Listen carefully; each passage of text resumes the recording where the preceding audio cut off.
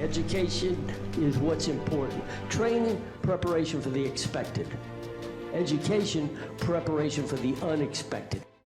To all who shall see these presents, greetings. On behalf of the Marine Corps University, the Marine Corps University Foundation, and the Krulak Center for Innovation and Future Warfare, welcome back to the Broadcast, our series designed to connect the worlds of the warfighter and PME with the best in innovative and creative thought. I'm your host, Major Nate Janikin, Operations Officer at the Krulak Center. Before we begin, please remember that all opinions expressed here are those of the individual and do not necessarily reflect the views of the Krulak Center, Marine Corps University, United States Marine Corps, or any other agency of the U.S. government. We will also be recording this webcast for the benefit of those in our community of interest who could not join us today, so we ask that you keep your own webcams off to help us stream smoothly. At the conclusion of our discussion, we'll have a question and answer session, so if you have a question, just type it in the group chat, and I'll go through them in the order received.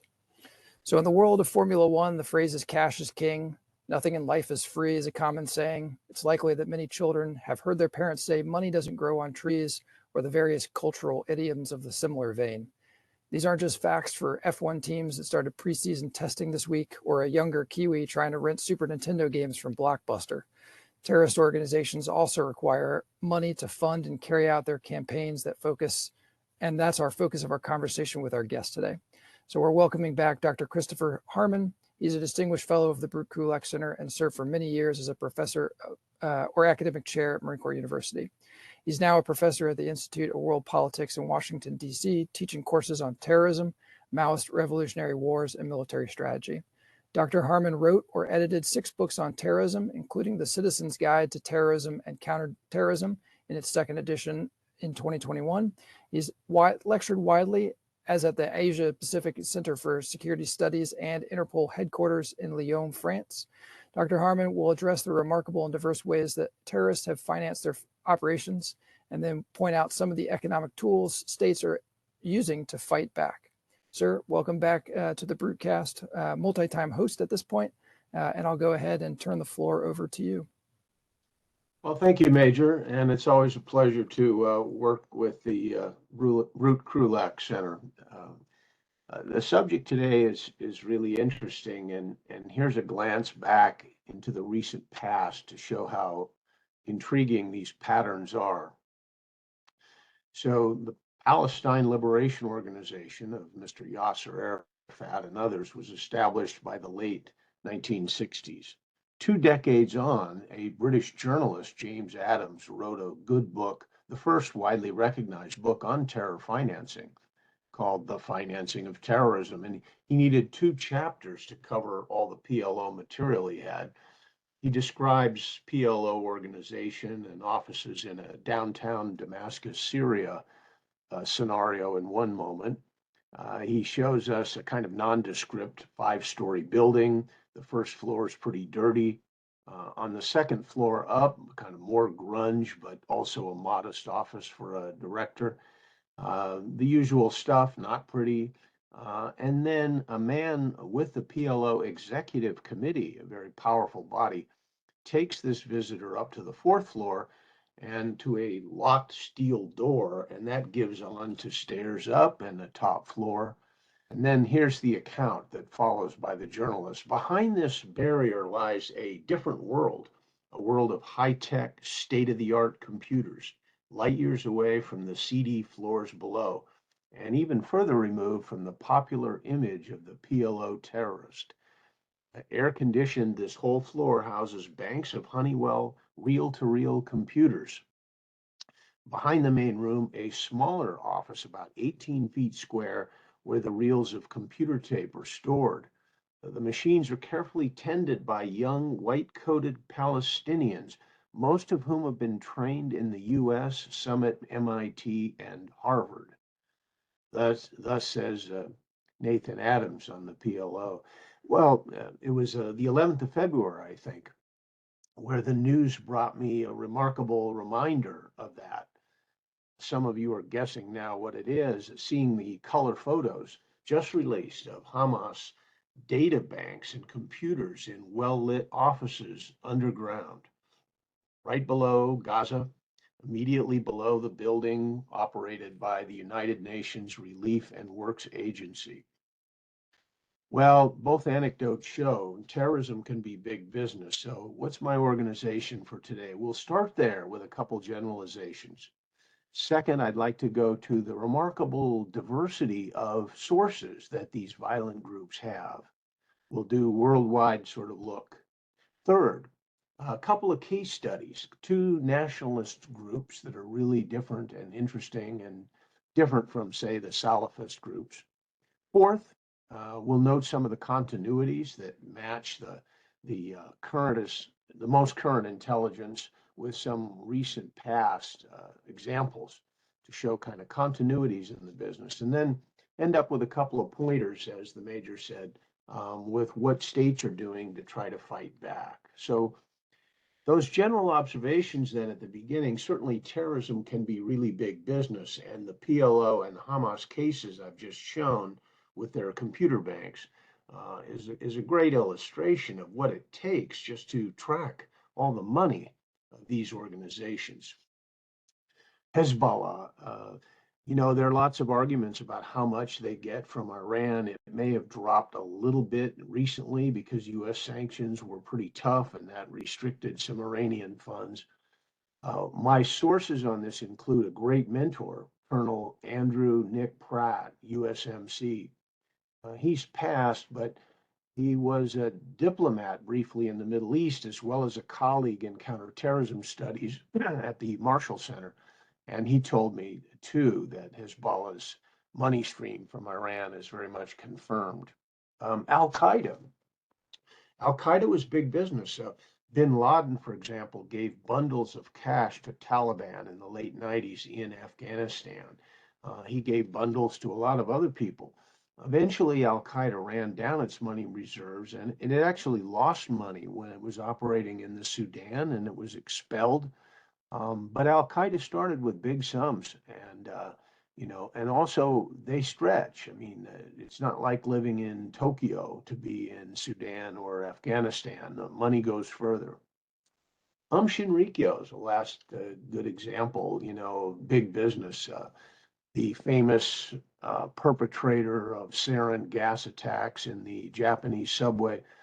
They were worth $1 billion at one point. $1 billion when they conducted those operations at the end of the 90s. They had money from all kinds of sources, including gifts from their members.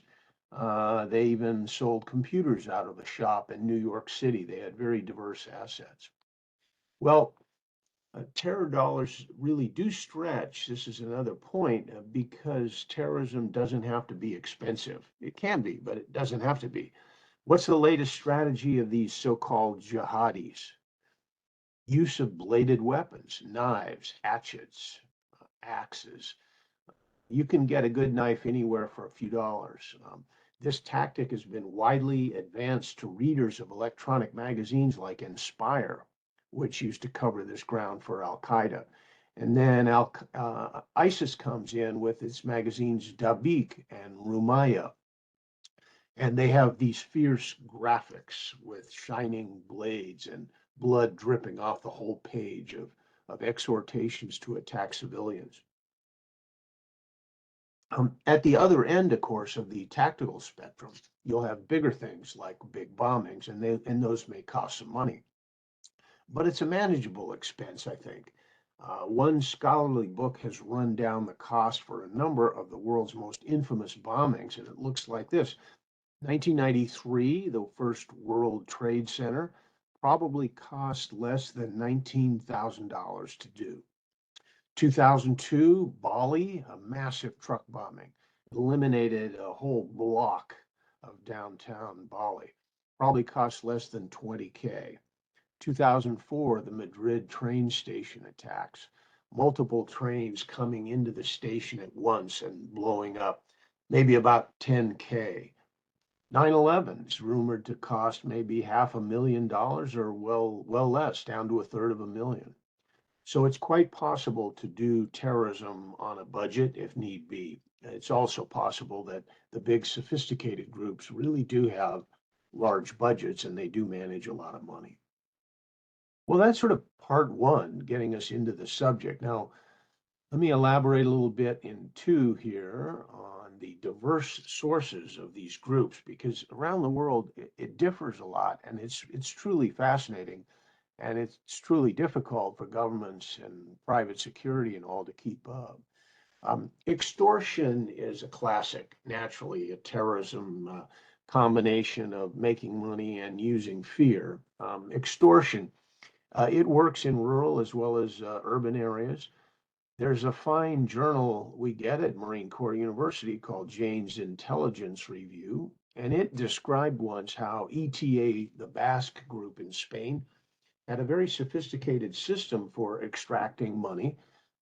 They targeted people for extortion based on their assets, and they had studied them first, and then they turn up to make a very exacting request about what should be contributed, say, each month to the revolutionary cause.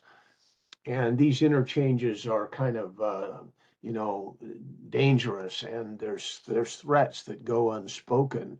But both parties can also describe it as a gift to the movement if that's how they want it done. In Sri Lanka, the Tamil Tigers did this, and they also were active in Canada, where there's a big Tamil diaspora. For years, they moved a lot of money. They had accountants, they had men with briefcases, they had bank accounts set up, couriers to bring the cash back to Sri Lanka. The Tamils in Canada have done well. Many of them contributed because they wanted to, some probably because they were extorted, but they sent money back to the old country. And this was all tracked thoroughly by a very good Canadian reporter at one point. He did a book called Cold Terror. The Tigers had other sources, equally interesting. So they governed parts of their Tamil homeland in Sri Lanka. So they charged what taxes they wanted. They would require visas, for example, for somebody to go visit in Canada and come back home. They sold propaganda videos, newspapers. Their legitimate businesses included a fruit canning company in Malaysia. They had a genius in logistics, actually, named KP for short, and he was worldwide in his operations, and he made this movement rich. He was really very skillful. India also provided some money to the Tamil Tigers. Well, kidnapping is a terrorist classic, isn't it? So we remember with movies like State of Siege and so forth, the Latin guerrilla groups like the Tupamaros of Uruguay. They really emerge about 1969-70 as very much players in the market for kidnapping for political purposes. They made some payoffs that were staggering, that received from big corporations for taking executives and demanding money to be given life back. Um, Later on, say 2000, probably the world's premier kidnapper was Abu Sayyaf, the organization in the Southwest Philippines that was also allied with Al Qaeda. They've kind of gone quiet now because the Filipinos have done them a lot of damage. But there's always a market for this. And one of the latest was in Northern Africa. Some of the Salafist groups there have been grabbing Europeans, priests, aid workers, travelers, and then demanding big sums to give them back. Counterfeiting is most unusual. It's not the most normal terrorist financing method, but it's interesting. We've seen North Korea in this game. Hezbollah and Iran collaborated to use the fake of the American $100 bill. These were so good, the Secret Service guys called them super notes. I got to talk to a retiree once about how this worked. These were circulated internationally and cashed in. They made a lot of money for Hezbollah. Um, and counterfeiting has been tried by others. There was a failure at it by a group called The Order, a right-wing group in the Pacific Northwest in America. Um, Neo-Nazi types, and they did a pretty good job laundering and rather making a fake $10 bills. But then they tried to move them, and it didn't work in the local market because they used a fool of a member for a courier. And as he tried to distribute this money around and get it exchanged, he was caught like on day 2 by an alert clerk in a store. Um, by the way, counterterrorism does demand good smarts from other citizens, and in this case, a good citizen in the store helped crack a case of counterfeiting. Narcotics is famous, right? A criminologist named Rachel Ehrenfeld documented this problem in 1990 in a very fine book called Narco-Terrorism. And then the State Department announced later that as much as 40% of the groups that do terrorism internationally have some hand in the illegal drugs business. So it's big business. FARC was famous for this.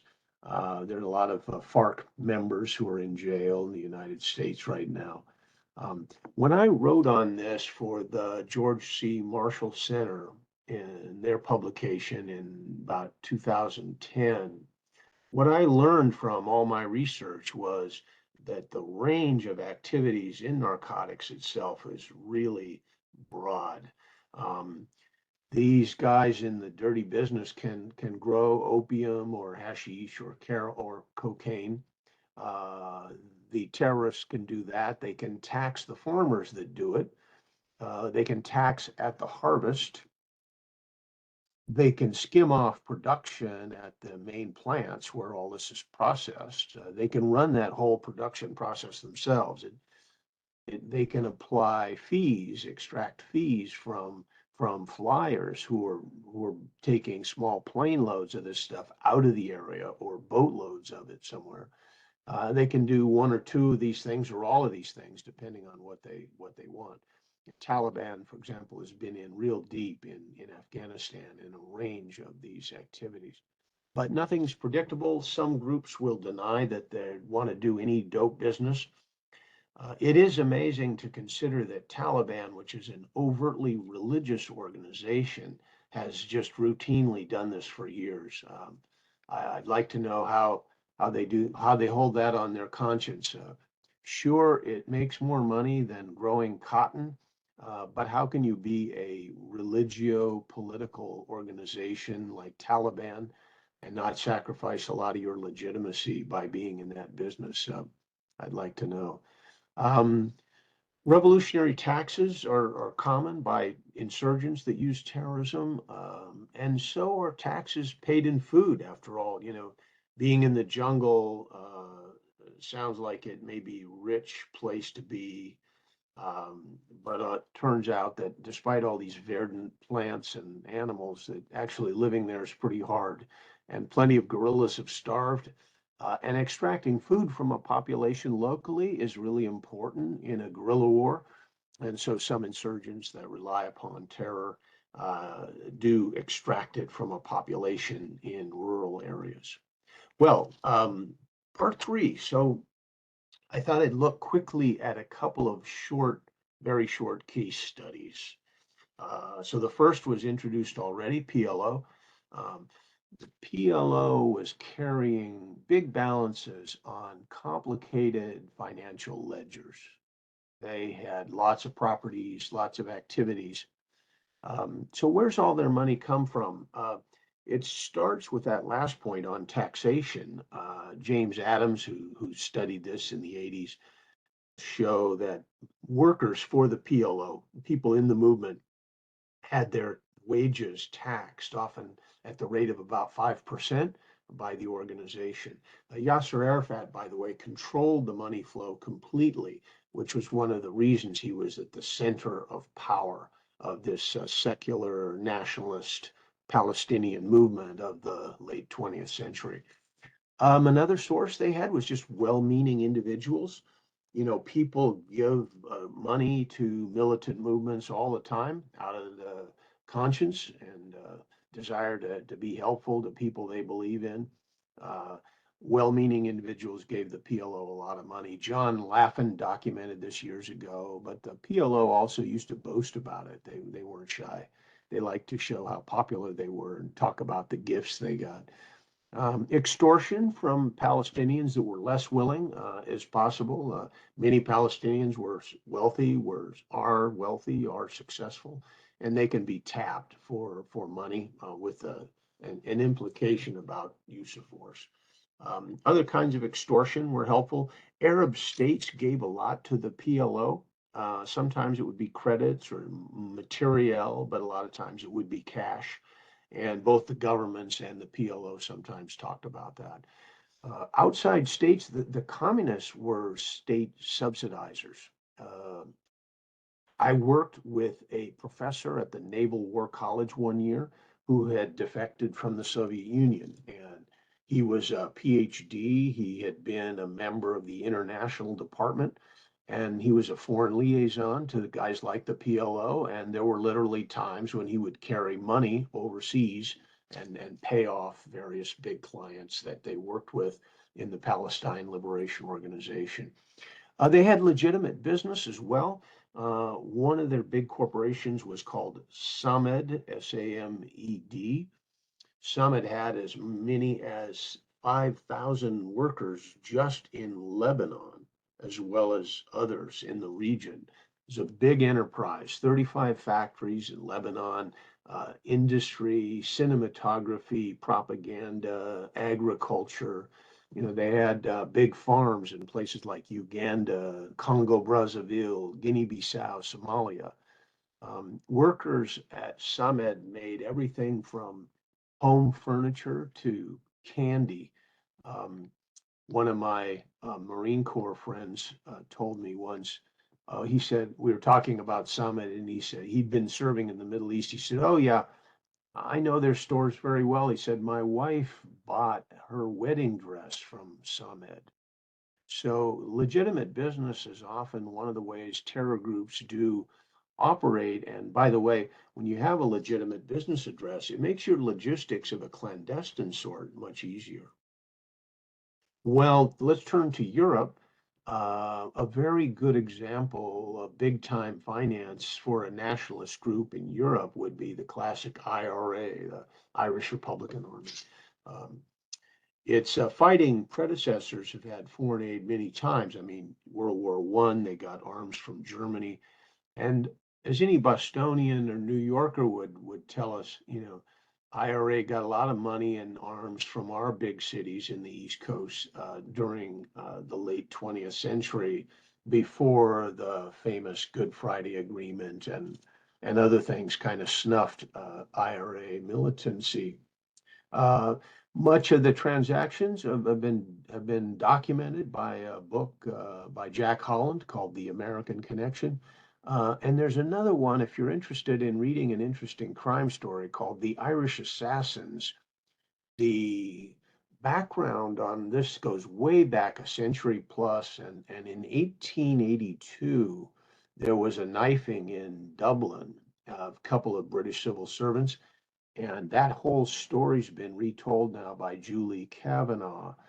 And that 1882 case of a double murder by early Irish militants, they predate the formal IRA. Their money and some of their inspiration came from the United States.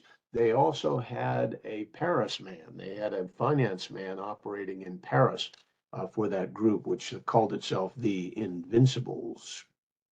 So it's an old pattern. In modern times, the money flow was kind of formalized. So you had the foundation of something called the Northern Irish Relief Organization, and you also had groups that privately worked through it or independently from it to make money and send it eastward. For example, one thing routinely done in the 80s and 90s, for example, was a celebrity dinner. So you'd have in the US, you'd have in Chicago, New York, someplace, you'd have a big dinner with a couple of congressmen, perhaps, and some of the New York dinners would draw three, four, or five congressmen, maybe a senator. You'd have a great time, a good meal, maybe an Irish orchestra, maybe a speaker who was a known gun runner or who'd been jailed but was let out and he'd done his time and could now circulate conveniently in public, but was still a hero. US politicians love this kind of thing. They would attend. The IRA loved it naturally. And then you'd get coverage, as in, say, the Irish People, which was an important city weekly in New York for a generation. The Irish People would cover this kind of gala and publicize all those who were involved in promoting the revolution or the cause of the Irish prisoners or whatever it was that at that point. Um, IRA had other sources. They include sale of merchandise like IRA symbols or books on history of Ireland, this kind of thing, pub receipts, gambling receipts, extortion, bank theft. They smuggled. One of the most infamous operators was a fellow named Thomas Slab Murphy. He had a big farm that actually straddled the boundary of northern and southern Ireland. And he and his three brothers worked the farm, and they moved livestock back and forth through there in very large amounts, depending on circumstances, what the customs were, what the demand was in markets. They moved flocks, in effect, and other things, and back and forth across the border in ways that made IRA money. One estimate, in fact, says that they made as much as 165,000 pounds sterling for the IRA each year. Even if it was a third of that, it's a very substantial contribution to the coffers of the militant movement. Um, my favorite IRA story might be from Harper's Magazine years ago. They had a fellow document this practice. You would see the movement get jobs at a construction site in Ireland.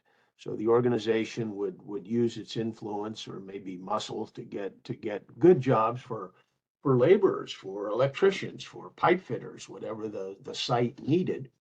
And as the construction went on, IRA could then tax the wages that these young men were earning. So it helped the men to employ them and helped the IRA to be able to tax them. And the host company may or may not know all about this, but they're paying salaries, which are then being taxed. The IRA would occasionally, according to Harper's, put a bomb in a building if they were unhappy with circumstances or if they wanted to extend their work period. And then, in effect, the reconstruction of this building would also benefit the Irish Republican Army. It was big business. At one point, an estimate that was pretty credible was that their budget for a year would be as much as, say, 4.5 million pounds sterling. That's serious business. And of course, the British taxpayers and the Irish citizens are paying for all this. IRA damage to Britain was rumored to be at maybe 4 million pounds a day. So that's a very extensive price that democracy can pay for one of these movements. Well, Section 4 is, I call kind of continuities and patterns. The Treasury Department has just published a brand new study, and it's called the 2024 National Terrorist Financing Risk Assessment. It's available on the web. And they have details that I think would interest any student of this field, like, for example, with Hezbollah, so the Lebanese proxy of Iran. It's involved in a multi-million-dollar business here in the US of artwork transactions. So this is a classic thing that can be legal or illegal. So diamond grinding services, artwork transactions. Apparently Hezbollah is in deep here in the United States, and Treasury's drawing our attention to that. It sounds pretty obscure, but I remember in my IRA work, they used to do thefts of paintings, for example, or artworks, and then try to sell them, either sell them quickly on the black market or hold them over for extortion to try to get money back for the return. Um, It's not easy to do. Artwork theft was, of course, done widely by ISIS, and Marine Corps lawyer Matthew Bogdanos made himself famous by a very impressive career trying to get back things that had been stolen out of Iraq by ISIS. Bogdanos still works in this area in New York City now, working for our government. So what else is in this new Treasury report? It says that extremist groups do indeed engage in legit business.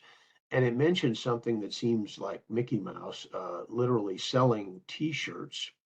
How can that matter? It sounds pretty petty. But I was in Dublin in 2007, and I was in a Sinn Féin store.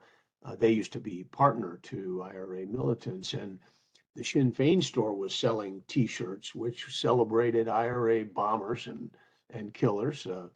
One of them I remember mentioned was in honor of three men who'd gone to Colombia to teach bomb tactics to the FARC in Colombia. And the shirt is openly boasting about this linkage abroad in kind of revolutionary internationalism. Treasury's report gets into Somalia matters. A member of Al-Shabaab called Ali Suleiman Matan, newly sanctioned by the US government. What's he doing? He's running a fleet of ships, it says, a fleet of ships, no small thing, trafficking weapons and other materials and explosives as from Yemen or to Yemen.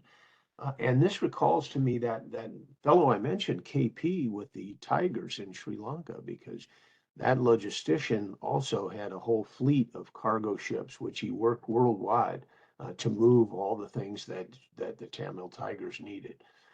And last thing that struck me about the newest report here, this thing just out from Treasury, they're on to the subject of abusing charities and fraudulent charitable appeals. Well, of course, all you students of Al Qaeda remember how massive was the misuse of charity. Groups like the Holy Land Foundation with offices in Virginia, Texas, that sort of thing. So uh, that is a kind of interesting series of linkages between the latest intel that's open source and what I used to study a decade or two or three back. Fifth and last, so what can be done? This is not easy, but much is being done, and it helps at least on the margins. Um, this isn't a partisan issue, so Democratic politicians in the White House and Congress were very happy after Oklahoma City, 95, to push through a new legislative package. Um, it was designed to suppress the material support to terrorism and to take other measures which would help domestically. And that material support law has been really important. If you look at who gets prosecuted and what in our country, very often the answer is it was on that basis. So that's helpful. The US government does other things like help train foreign law enforcement. We have a whole network. I think there are 6 of these international law enforcement academies. Thailand, Ghana. The one in Hungary alone has trained something like 24,000 graduates. So we try to help teach, financial forensics as well as other kinds of law enforcement issues, security issues, and basically build this cadre internationally of CT people. So terrorism's international. We try to make sure CT is as well.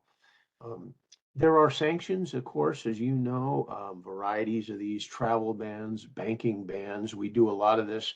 More and more, it's individual too. I think this started especially in the Iranian case, for example, with the Trump administration. We had sanctioned groups or businesses, but they began sanctioning individuals too, right down to the name. And so today, if you look on Treasury's website and the Office of Foreign Assets Control, they keep this long list of all kinds of people who've been individually sanctioned and can be picked up easier in terms of travel or watched more closely. So there's that. There's the UN assistance in part.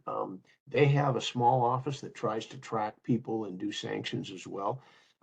It's too small, it's too ineffectual, but they've been trying at least since the end of the 90s to do some of this work. Um, Interpol is involved.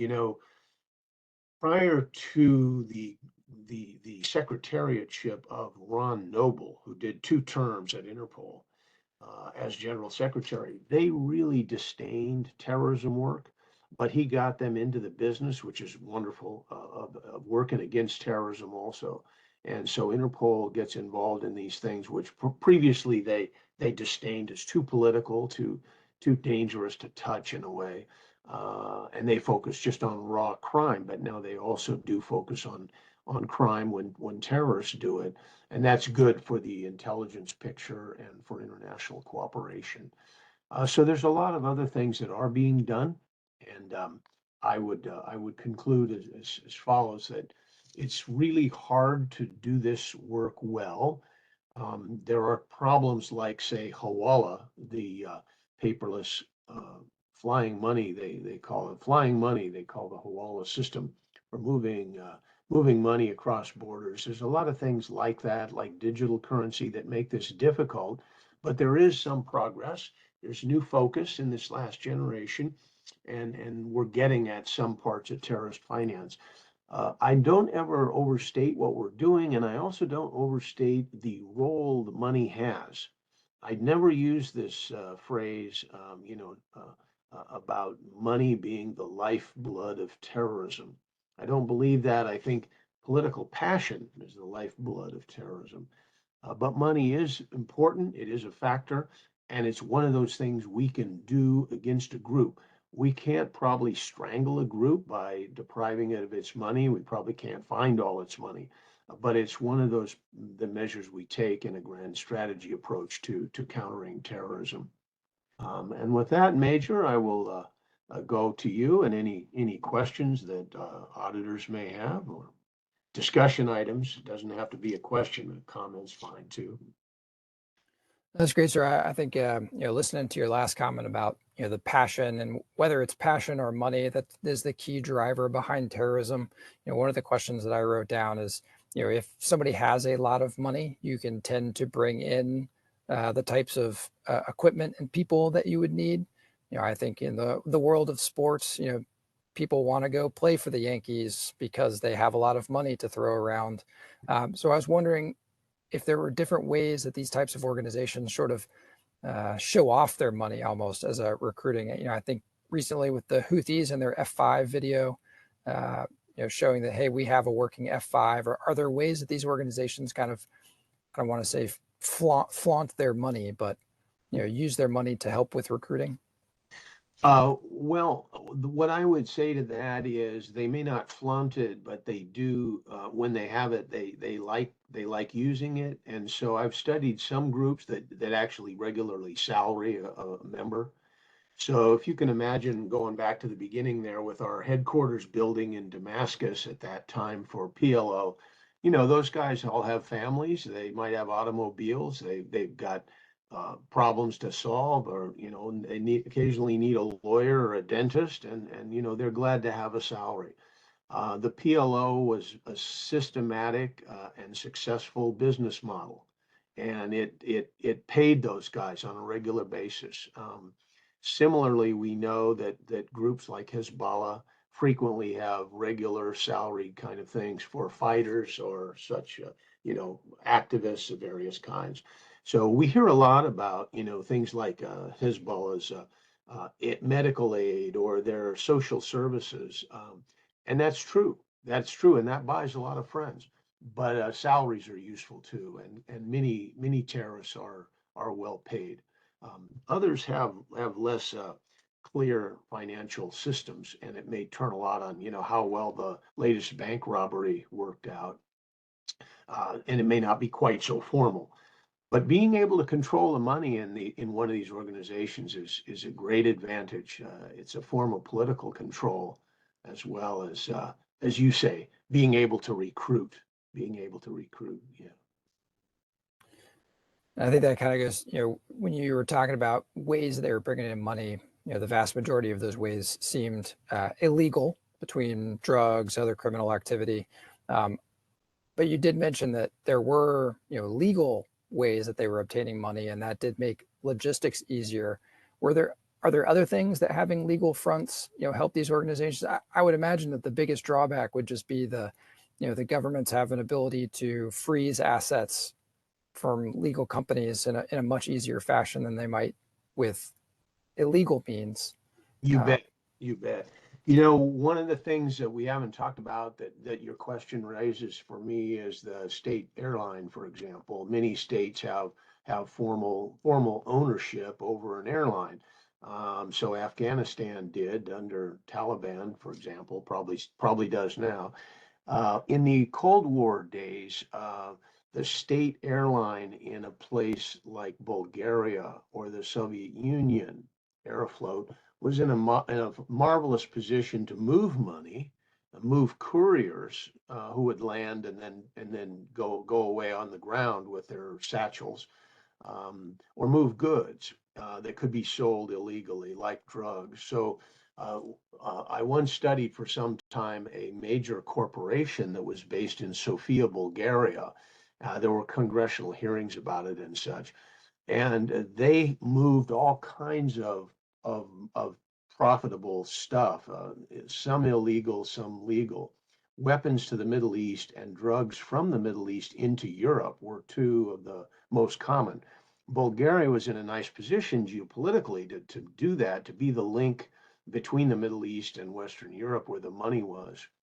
And so a state trucking firm, for example, or a state airline can move that stuff clandestinely. And it was easier in Europe for the system that they used to encourage trade, that was called the TIR network, where you'd basically be able to seal your truck at the point of departure and then not have it opened by inspectors until it arrived, maybe 4 or 5 countries away. And that reduced the chance of successful inspection. So those kinds of regular commercial systems can really help a terrorist group. You need an open front maybe to do advertising. So you have a company, and that can be a front that actually moves material, but also serves as a recruiting or a paymaster station for your intel guys in that country. It gives you a legitimate address, so you can hire a lawyer and a secretary, and you can have accounts with the phone system, and you can suffer inspections from local government, and you've got this commercial pattern that's legit. But meanwhile, the serious stuff is being done somewhere in back rooms. If it all makes us think of organized crime, which keeps a foot in both legal and illegal business, well, that's probably a good parallel. And I'm actually going to skip a couple questions into the ones that have been asked in the chat, because I think the response to that question kind of feeds right into this next one. So Toby asks, is there similarities or case studies between organized criminal groups and terrorist groups on financing? As he's aware, some criminal groups will pay to put trusted individuals through schools to become useful, such as accountants or lawyers. You had mentioned earlier where the PLO was using US trained staff on their IT. Did they pay for their studies or just recruit them? The latter, I'm not sure about, and it's not reported in the book by James Adams called "The Financing of Terrorism." So it's a nice question, but a narrow one that I can't speak to. But it is uh, uh, the first part of your question. I could certainly confirm they do recruit. They do recruit talent. They recruit it based on education. They recruit it based on revolutionary passion, but also just skills. And they need these skills to make an organization work. Um, it's impressive when you look at something like, say, the LTTE Tigers, just how many kinds of people they needed. So, for example, young women in large numbers worked in their media operations. So if you have a 16 or 18-year-old girl, and it helps if she's pretty, and she goes gives talks at, say, a high school gymnasium, because sympathetic teacher lets her in to talk about maybe Tamil issues, she could be quite interesting to a lot of the young boys in there. And when you get them out to a camp and show them impressive, charismatic leaders and give them a pistol to practice with and run them through gymnastics and faux martial exercises, you can make yourself look pretty attractive to a bored young male. So that kind of recruiting went on. They had a Australian woman who wrote a manual for the girls to help them join and help them shape up in terms of political views and accustoming themselves to Tamil militant life. Naturally, you'd need doctors, you need drivers, you need weapons experts, and people have to be trained on all these kind of skill sets. In the Tamil case, they had the advantage of safe havens in Tamil Nadu, which is a southern state in India proper. They had a good entree with local governments and with local aid organizations and such. And it was overtly known that the Indians were helping these Tamil militants in the 85, 86, 87 period before things went badly for it. So a lot of the skill sets were available, and they protected these training areas. They provided the equipment, the construction stuff, the supply people, the medical equipment that was needed for these movements. Of course, once you get into the field, you have very high demands in medicine. So people trained in field medicine are very valuable. And when you've got a bad case, maybe a guy lost a leg in a guerrilla fight, he could be transported north from the island across the Polk Strait into India proper and do long service medical care there. This was something that the East Germans, to offer another example, used to do for Africans. The big fights in Mozambique and Angola and such in the Cold War could see evacuation of bad casualties off into, say, Berlin to a nice hospital. So all of that is a great way to support a militant organization, and it may not involve any shooting on the part of the donor, so it's kind of convenient morally. And I think we got one more question kind of on the same vein between organized crime and terrorists. So Toby asked, what's the current state of play between terrorist organizations and criminal organizations?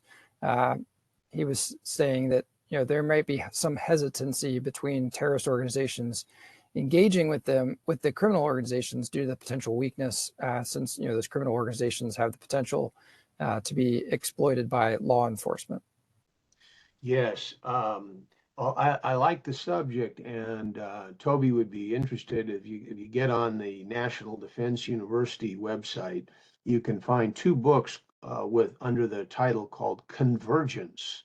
Convergence, and the authors include people like Selena Realuyo, who's a wonderful friend of mine, Realuyo. Selena Realuyo is an expert on this question in the Latin world. Uh, and the books on convergence, one's beyond convergence, um, get in deep on this question.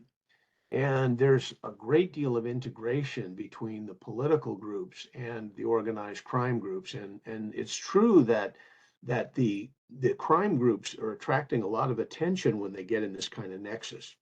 It's also true that the terrorist groups are getting a certain amount of shame that's associated with naked, aggressive crime because they kind of sully their moral picture when they get involved. So, you may think that you're a wonderful, idealistic nationalist group, but if it turns out you're running bordellos and selling cocaine, this could harm your relations considerably with elders in the community or something. So you do pay a price. On the other hand, this is not new. Beware the scholar telling you that there's a growing pattern of a nexus between organized crime or illegal crime and terrorism. It's been with us forever. It's very old. So I pointed out how far back that first great book goes to 86, And I mentioned the book on narco-terrorism in 1990. That's kind of a long time ago. These people know how this is done. So it's really variance on themes. It's not revolutionary. And it waxes and wanes depending on particular groups. And I think, so you mentioned the FARC earlier, and you mentioned them just now, and their use of cocaine to fund their operations. Albert asks, with Hezbollah's increasing use of captagon smuggling for revenue generation in the Middle East, is there any comparison that can be made? What's the comparison between drug smuggling out of the Middle East and what we saw coming out of South America and cocaine in the 80s and early 90s? It's a great question, Albert. When I think of Captagon, I think of articles about ISIS more than Hezbollah. But if we look at that 1990 book by Rachel Ehrenfeld, there is a chapter on Hezbollah. It predates big time meth dealing, and it has to do with hashish and other drugs, first class marijuana, so forth. Hezbollah has been in this a long time. I have no doubt that they're moving Captagon, and maybe you've seen some stories. ISIS made the papers in the Middle East and other places for this.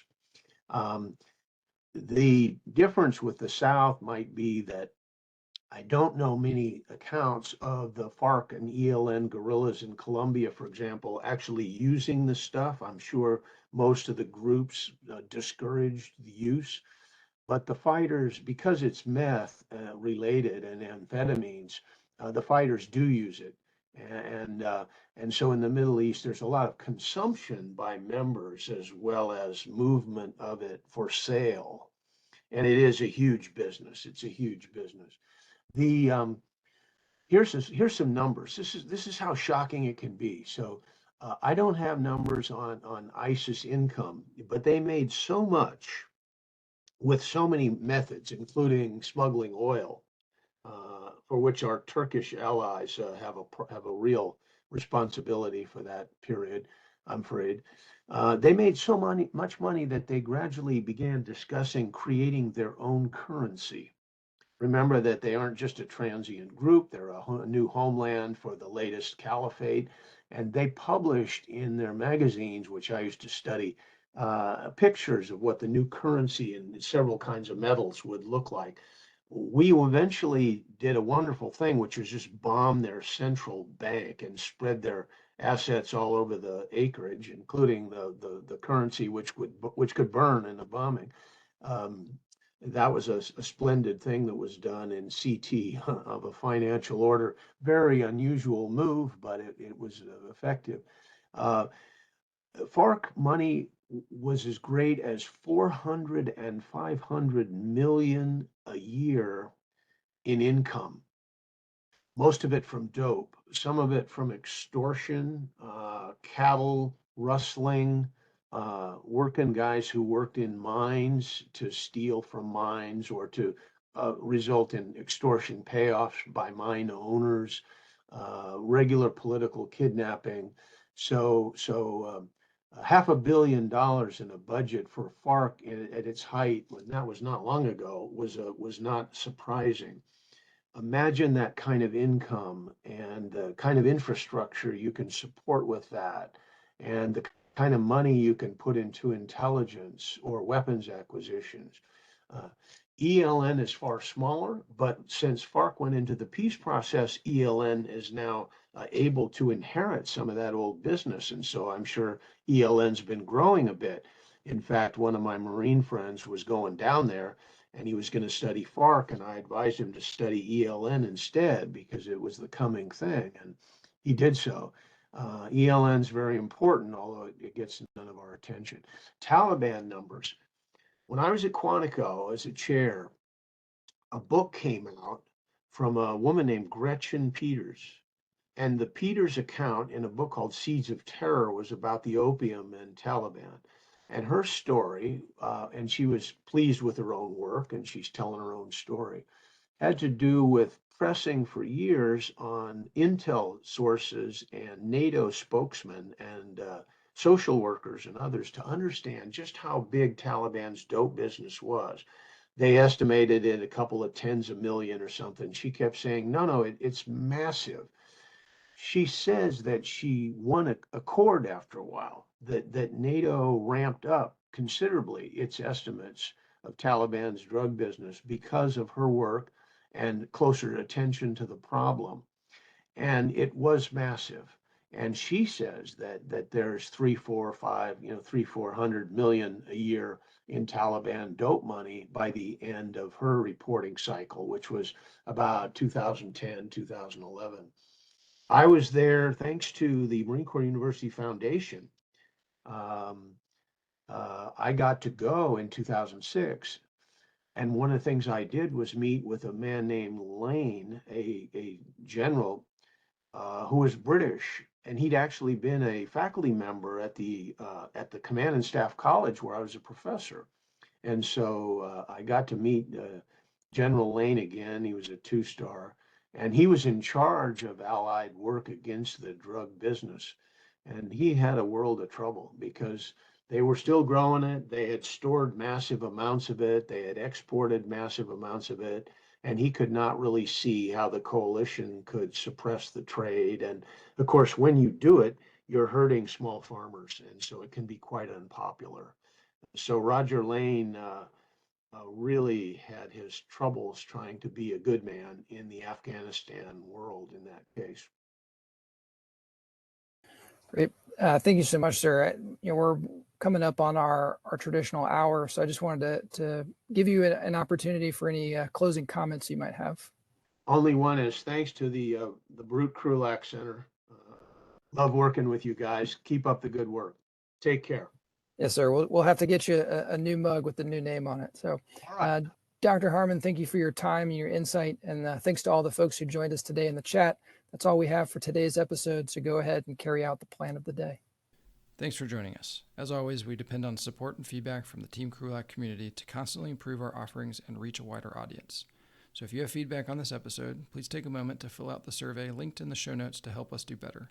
Also, if you have enjoyed this episode, please hit the like button and subscribe to our channel on YouTube or leave us a review on the podcast app of your choice. It truly does help us reach a wider audience. Thank you as always for your support, and we'll see you on the next episode. Education is what's important. Training, preparation for the expected. Education, preparation for the unexpected.